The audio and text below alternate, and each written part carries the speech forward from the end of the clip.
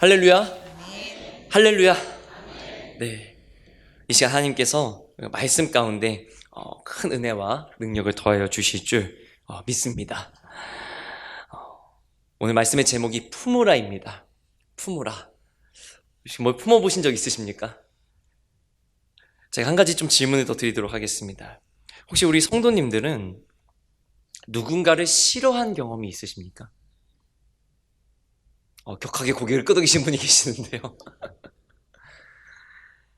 어쩌면 조금 대답하기 난처한 누군가를 싫어한 경험이 있느냐 이 질문에 어떤 분은 동의를 하실 수도 있고 혹은 당황하실 수도 있지만 그 이유가 그러한 경험이 있기 때문에 그럴 것입니다.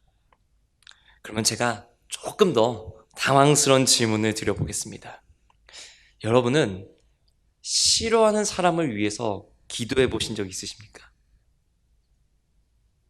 있으시군요. 매우 근데 어려운 일입니다. 싫어하는 사람을 위해서 기도한다는 것 사실 굉장히 어려운 일입니다. 눈만 감아서 기도하는데 너무나도 싫어하는 사람을 생각하며 기도할 때 이 사람의 연약한 마음이 참 기도하기가 어렵습니다. 사실 누군가를 위해 중보 기도한다는 게 매우 유익한 일이고 또 하나님께서 역사하시는 은혜의 통로가 되는 줄 믿습니다. 그리고 하나님은 우리의 그 기도에 반드시 응답하는 분이신 줄 믿습니다. 그런데 싫어하는 사람을 위해서 기도한다는 거 입술이 잘 안 떨어집니다. 기도하다가 하나님 기도하다가 다 아시죠? 이렇게 기도하고 넘어가신 경험이 혹시 있진 않으셨습니까? 예수님은 나의 원수, 내가 싫어하는 사람, 나를 괴롭히는 사람, 나를 힘들게 하는 사람을 위해서 기도하라고 가르치셨습니다. 우리가 잘 아는 마태복음 5장 43절로 44절을 보게 되면 또 내 이웃을 사랑하고 내 원수를 미워하라 하였다는 것을 너희가 들었으나 나는 너희에게 이르노니 너희 원수를 사랑하며 너희를 박해하는 자를 위하여 기도하라. 주님이 가르쳐 주셨습니다.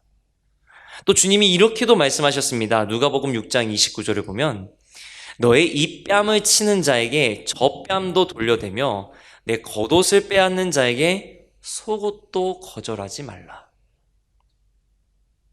한쪽 뺨을 때린 자에게 이쪽 뺨도 돌려대세요. 때려주세요 하고 돌려대라는 얘기입니다. 여러분 하실 수 있겠습니까? 아마 되게 어려울 것 같습니다.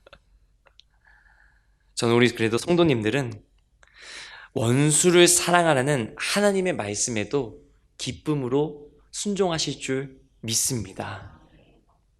몇 분 안 하신 것 같습니다. 믿습니다. 오늘 말씀은 우리가 잘 알고 있는 다메섹의 이 아나니아와 사울의 이야기입니다. 아직 예수님을 만나기 전 유대교 율법에 열성을 다하고 있었던 이 사울은 예루살렘의 그리스도인들뿐만이 아니라 이제 저 다메섹에도 있는 그리스도인들을 잡기 위해 공문을 받아 달려가고 있었습니다. 그때 사울의 모습이 어떠했냐면 사도행전 9장 1절을 보면 사울이 주의 제자들에 대하여 여전히 위협과 살기가 등등하여 라고 했습니다. 위협과 살기가 등등하여. 사울은 그리스도인들에 대해 매우 적대적인 모습을 지금 가지고 있습니다. 사울에게 있어서 지금 예수님을 만나기 전에 이 사울에게 있어서 그리스도인들은 하나님의 말씀, 즉 율법을 어지럽히는 유대교를 방해하는 온전치 못한 적대적인 사람들이기 때문에 그리스도인들을 잡아가두는 게 하나님의 말씀, 율법을 올바르게 지키는 것이라고 여겼던 것이 분명합니다. 그런 사울이 이제 목적지인 다메섹 근처에 도착했을 때 하늘에서 한 빛이 이 사울을 둘러쌉니다. 그리고 그 빛 속에서 사울은 예수님의 음성을 듣게 됩니다. 사도행전 9장 5절을 보면 대답하되 주여 누구시니까? 이르시되 나는 네가 박해하는 예수라. 나는 네가 박해하는 예수라. 여러분들, 우리가 이 말씀에서 한 가지 생각해 보게 될 것은요, 예수님께서는 예수님을 믿고 따르는 제자들에게만 나타나신 것이 아닙니다. 어떤 사람에게도 나타나셨습니까? 예수님을 따르는 사람을 잡아 가두는데 혈안이 되어 있었던, 교회를 반대하고 교회를 적대하고 교회를 공격하는 이 사울에게도 주님이 나타나셨다라는 것입니다. 사울은 그리스도인들을 잡기 위해 지금 살기가 아주 등등한 상태입니다. 그런 사람이 갑자기 어느 날, 야, 나 예수님 만났어. 나 이제 예수님 믿을 거야. 여러분, 이런다고 생각해 보십시오. 속된 말로 사람이 갑자기 변하면 어떻게 됩니까? 너무 잘하시는데요. 사람이 확 바뀌면 그만큼 무슨 일이 있는지, 그게 그만큼 어렵다라는 뜻이죠. 그리스도인들을 잡아가두는데 살기가 등등했던 그 사울이 어느 날 갑자기 예수님을 만나더니 나 이제 예수 믿을 거야, 이런다고 생각해 보십시오. 얼마나 당황스럽고 놀라운 일이었겠습니까? 사람의 생각에 내 편이 아니면 나하고 친하게 지낼 수 없다라고 생각하는 경향이 있습니다. 나하고 생각이 맞지 않으면 결코 친하게 지낼 수 없다고 생각하기 쉬운 게 사람입니다. 하지만 예수님은 당신에게 맞서는 사울에게도 은혜를 베푸시고 능력의 말씀으로 붙잡아 주셨다라는 것입니다. 그 하나님이 오늘 이 시간 예수님을 믿는 우리에게도 더 큰 은혜를 부어주실 줄 믿습니다. 오늘은 아나니아를 부르신 예수님, 그리고 그런 예수님의 말씀에 순종하는 아나니아의 모습을 통해서 그리스도인이 품어야 될 것은 무엇인지를 한번 나눠보고자 합니다. 그리고 우리의 믿음이 더욱더 깊어지기를 소망합니다. 그렇다면 그리스도인이 품어야 될 것은 과연 무엇일까요? 저는 오늘 크게 두 가지를 가지고 왔습니다. 첫 번째로, 그리스도인은 예수님을 품어야 됩니다. 믿으십니까? 그리스도인은 예수님을 마음속에 품고 있어야 됩니다. 너무나도 당연한 말이지만 사실 이 예수님을 품는다, 이 말의 결론을 미리 말씀드리자면 예수님이 내 삶의 중심이 된다는 말입니다. 내가 말하는 것, 내가 생각하는 것, 내가 살아가는 것의 모든 것에 예수님이 함께 하셔서, 예수님이라면 어떻게 하셨을까?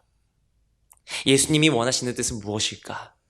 한 번 더 생각하고, 한 번 더 묵상하고, 한 번 더 기도할 수 있는 것이 예수님을 품고 사는 삶인 줄 믿습니다.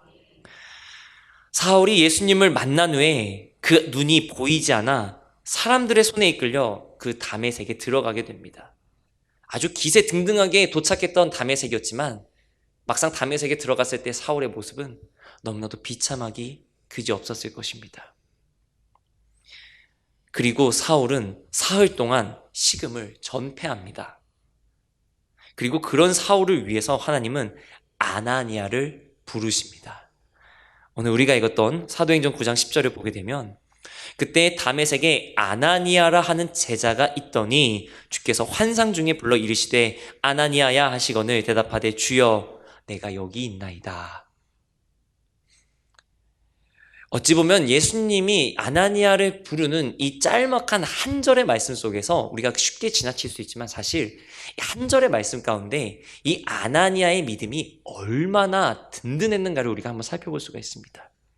첫 번째로, 사도행전 9장 10절은 이 아나니아를 뭐라고 하냐면 제자라고 부릅니다. 제자라고 하면 우리가 보통 생각하기를 학교 다니는 학생, 아니면 학원에 다니는 수강생, 이렇게 생각하실 수도 있지만, 사실 여기에 쓰인 제자라는 헬라어 원어는 마테테스라고 하는 원어를 쓰고 있습니다.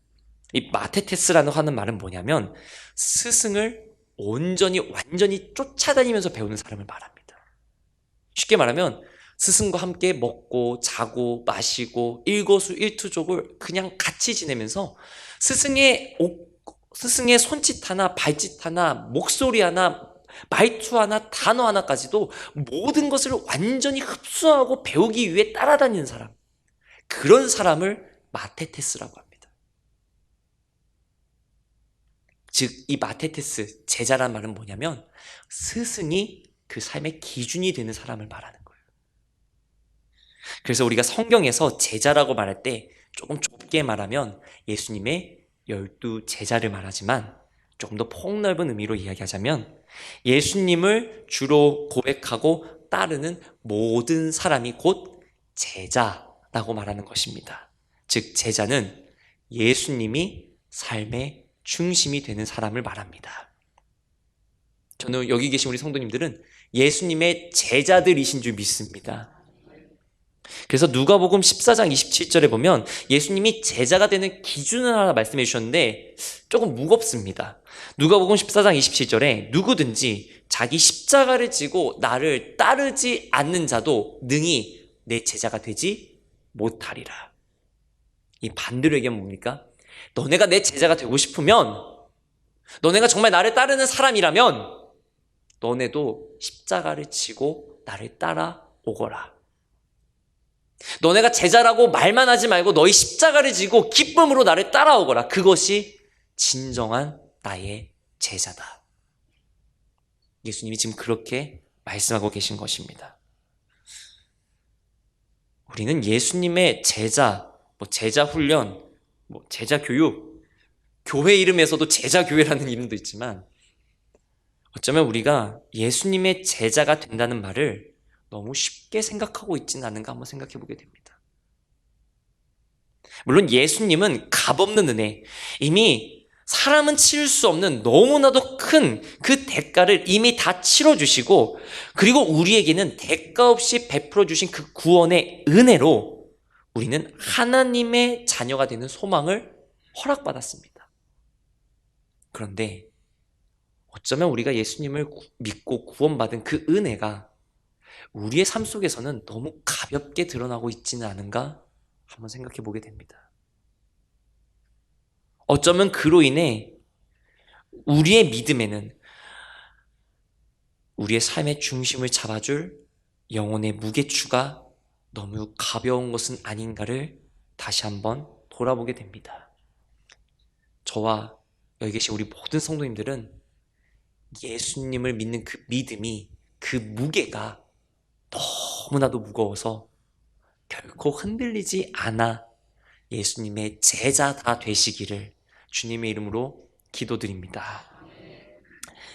두 번째로 아나니아의 믿음을 우리가 또 살펴볼 수 있는 표현이 뭐냐면 바로 주님의 환상을 봤다는 것입니다.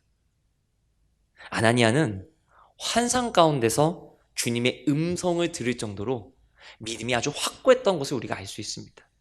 환상은 아무에게나 보여지지 않습니다. 환상은 주님께서 당신의 뜻을 보이실 때 당신의 택한 자녀들에게 보여주시는 하나의 방법입니다. 아나니아가 주님의 환상을 봤다라고 하는 것은, 더군다나 환상만 본 것이 아니라 주님의 음성까지 들었다라고 하는 것은 얼마나 아나니아의 중심에 예수 그리스도가 확고하게 자리 잡고 있었는가를, 그 믿음이 얼마나 단단하게 세워져 있었는가를 우리가 알 수가 있습니다. 그리고 더군다나 아나니아가 이 주님이 아나니아를 부르는 그 음성에 어떻게 응답합니까? 내가 여기 있나이다. 주님이 아나니아야 아나니아라 부르실 때 아나니아는 주님, 제가 여기 있습니다. 즉 아나니아는요, 믿음으로 응답할 줄 아는 사람이었다라는 것입니다. 하나님의 음성을 듣고, 하나님이 나를 지금 부르고 계시는구나, 그 하나님의 부르심에 응답할 줄 아는 사람이었다라는 것입니다. 아나니아는 정리해보자면 제자라고 불릴 만한 믿음을 가졌고, 주님이 보여주시는 환상을 볼 수 있을 정도로 예수님을 마음에 품고 있는 사람이었다는 것을 우리가 알게 됩니다. 그는 죽음이 두렵지 않았습니다. 사울이 자신을 비롯한 다메섹에 있는 그리스도인들을 잡으려 오고 있다는 것을 이미 알고 있었음에도 불구하고 아나니아는 피하거나 도망하거나 부인하지 않았습니다. 아나니아가 예수님의 환상을 보았을 때, 그때에도 아나니아는 평소와 같이 별 다를 것 없이 늘 하던 대로 꾸준히 지켜왔던 믿음의 모습을 지켜왔을 것이 분명합니다.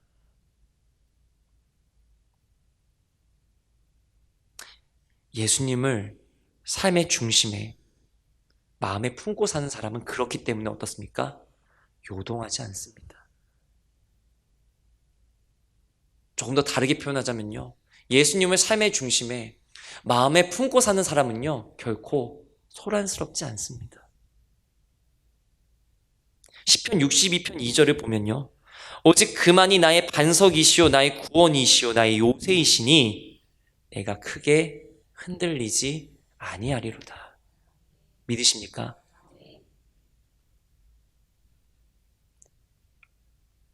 여러분들의 삶의 중심에는 누가 있으십니까? 예수님이 저는 역사하고 계신 줄 믿습니다. 그리고 우리 경인교회 모든 성도님들은 예수님의 제자된 삶을 살고 계신 줄 믿습니다.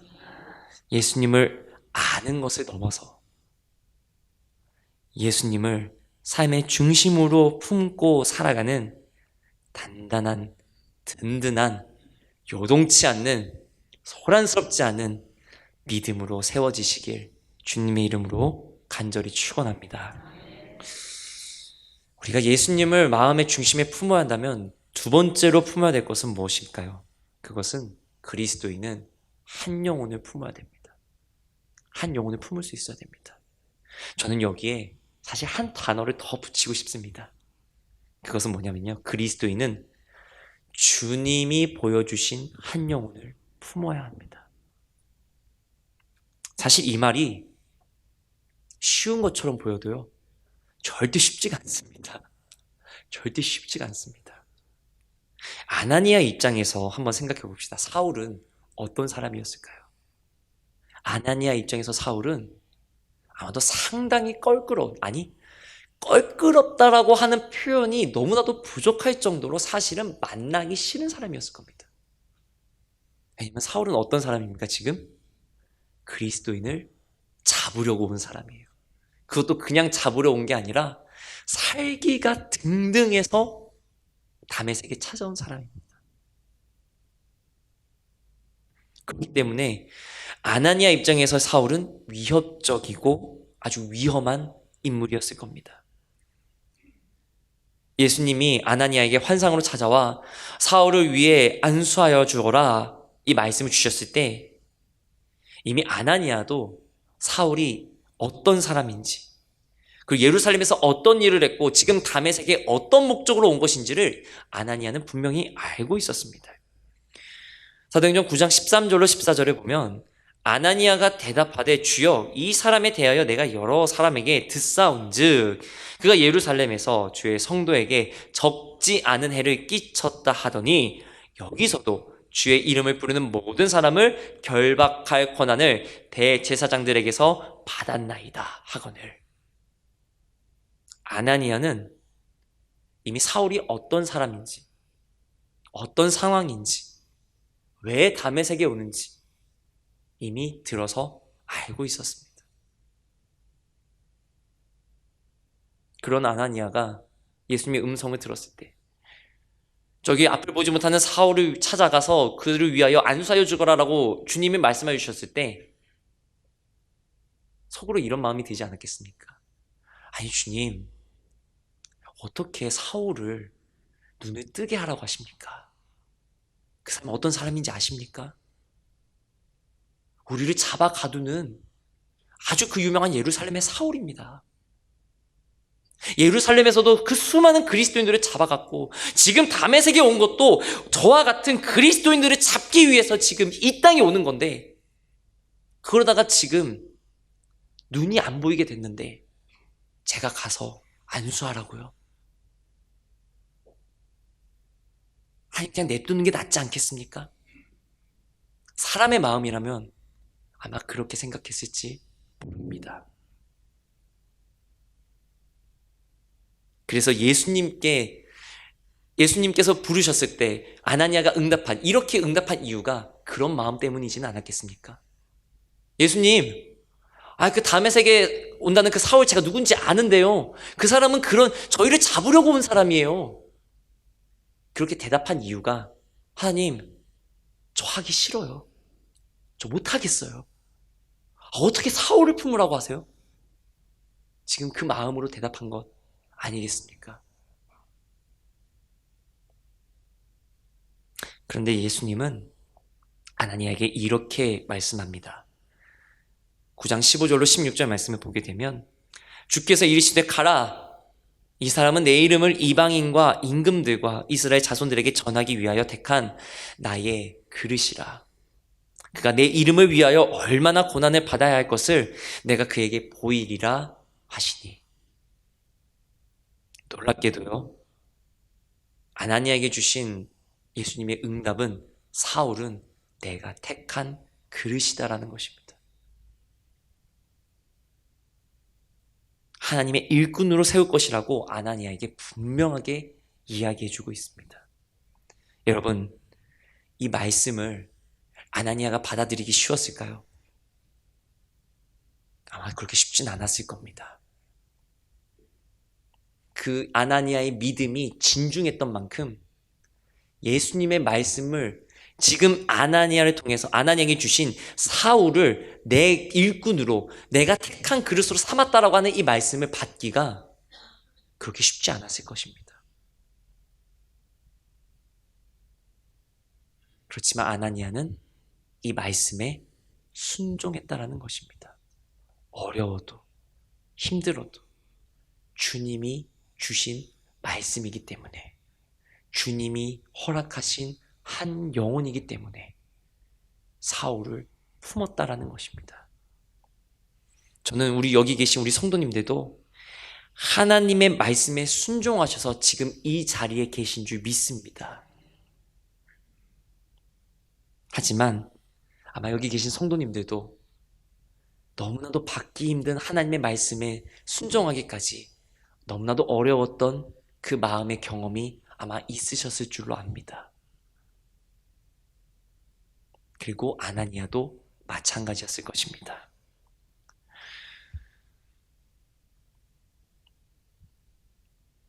하나님의 말씀, 주님의 말씀, 저 사울을 위해 안수하라고 하는 받기 힘든 그 말씀에 아나니아가 순종할 때 예수님의 말씀과 명령을 듣고 그 뜻을 깨닫고 내 일꾼으로 세우겠다는 예수님의 그 음성을 듣고 난 뒤에 아나니아의 모습은 어떻습니까? 5장 17절을 보게 되면요, 아나니아가 떠나 그 집에 들어가서 그에게 안수하여 이르되 형제 사울아, 형제 사울아. 아나니아는 하나님의 뜻을 깨닫고 나서는 그 말씀에 순종할 때 자기를 결코 내세우지 않았습니다. 겸손하게 순종했습니다. 가까이 하기도 싫었던, 찾아오기도 싫었던, 자신과 같은 그리스도인들을 잡아 가두던 그 사울, 원수 같은 그 사울을 향해 아나니아는 지금 뭐라고 얘기합니까? 형제 사울아. 여러분이 형제 사울아 라고 말하기까지 아나니아의 마음은 어땠을까요? 아나니아의 마음이 그렇게 편하지만은 않았을 것입니다. 아마도 끝없이 고뇌했을 것입니다. 진짜 이게 맞는 걸까? 그런데 하나님의 말씀임을 깨닫고 하나님의 뜻이, 예수님의 뜻이 나의 택한 그릇이라는 것을 깨달았을 때 아나니아는 원수 같은 그 사울을 향해 형제라고 이야기합니다. 여러분 한번 생각해 보기 원합니다. 사울이 다메섹으로 찾아왔을 때는 놀랍게도 그리스도인들을 잡기 위해 왔습니다. 그리고 우리가 말씀을 보다 보게 되면 사울은 혼자 온 게 아니라 아마 그 일행이 같이 찾아왔습니다. 사울과 같이 그리스도인들을 잡으려고 찾아왔던 일행들, 도와줄 사람들, 어쩌면 군인들이었을지도 모르겠습니다. 그런데 사울이 하나님을 만나고 주님을 만나고 나서 그 눈이 멀고 나서 정작 사울에게 가장 큰 힘이 되어주었던 것은 역설적이게도 자신이 잡으려고 했던 그리스도인 아나니아가 자신에게 가장 큰 도움이 되었다라는 것입니다. 그것은 아나니아가 주님이 허락하신 사울이라는 한 영혼을 마음에 품고 믿음으로 순종했기 때문입니다. 하나님이 보여주실 그 영혼이 내 마음에 들 수도 있지만 사실 오늘 아나니아와 사울과 같이 마음에 들지 않을 수도 있습니다. 너무나도 불편한 사람일 수도 있습니다. 어쩌면 나를 괴롭게 하는 사람일 수도 있습니다.